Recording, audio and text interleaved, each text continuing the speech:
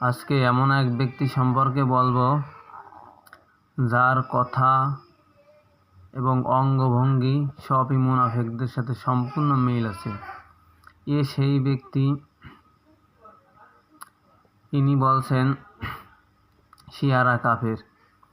এখন শিয়াদের আকীদার ভিতরে আমরা পেয়েছি শিয়া যারা, মানে শিয়া বলতে তো কোনো কিছু নাই।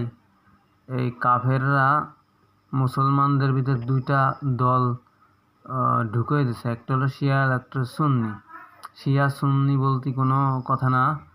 এখন কোরআন হাদিস মতো করে আমরা পাইছি খারেজি, রাফিজি, মোতামায়েন্নিজি আর দুই ডজন কি এরা খারাপ। শিয়া সুন্নি হলো কাফেররা মুশরিকরা তৈরি করে দিছে। এখন বিষয় হলো এই ব্যক্তি ইনি বলতেছে ইরানি লোকজনকে শিয়ারা খারাপ। এখন ইরান দেশের আকীদাটা আমরা দেখি।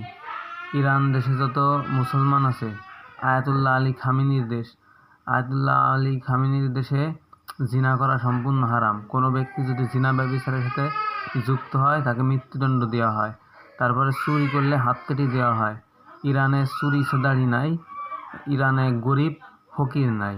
পক্ষান্তরে আফগানিস্তানেও চুরি সাদারি নাই, গরিব ফকির নাই। এই দুটি রাষ্ট্র মুসলিম।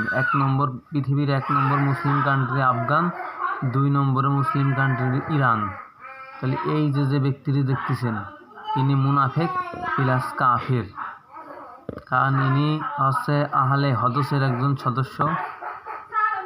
ইনরা মেয়ে ছেলেরা সবাই একসাথে মসজিদে নামাজ পড়ে, যেখানে আল্লাহ পাক কোরআনে পর্দার হুকুম নাজিল করছে।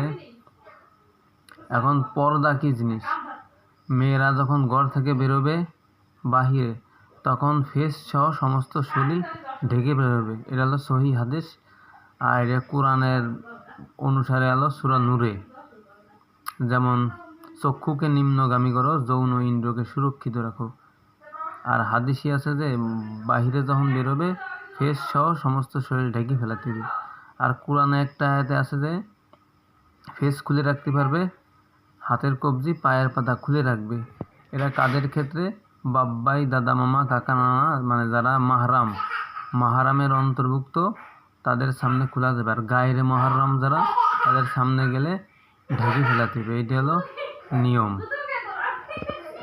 এই যে হুজুর দেখতেছেন ইনি কোরআন হাদিসে তেমন পাকা না। আমি অনেক ক্ষেত্রে দেখছি, পরীক্ষাও করে দেখছি, শেষমেশ ইনি ফলস পাইছি।